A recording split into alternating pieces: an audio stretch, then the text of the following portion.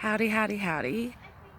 So it's been 9 days since Feed Me was released, and my heart has been so overwhelmed by all the love I have received for this show. As you can tell, I'm very emotional about it because I was very alone for 5 years of it. I got support by people to make it, money. Everyone wants money. But it's been a very solo journey to get Feed Me made. Because I really believed there was more to it than giving me a job or, being famous. And today we received a beautiful letter from a writer that I admire so much, and my short story is actually in a book called Growing Up Asian Australia, and I'd admired her for 15 years because she wrote a book called Unpolished Gem about herself growing up with her Vietnamese Cambodian parents, and she sent a email to me and said, "This is the review I want you to have so that you can promote, so that people will see Feed Me." So she said, "Thank you so much for making Feed Me. It is the Crazy Not Asians poor version." There's a guy yelling at his dog.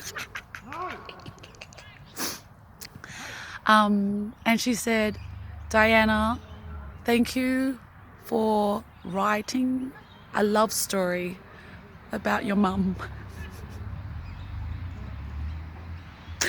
And it is me honoring my mother because I wanted her story represented. I wanted to show people what Vietnamese parents had to do when they came to a new country. So my mum and our community, majority of our community, came here by boat to start up a new life so that their future, their children wouldn't be under a regime after the Vietnam War.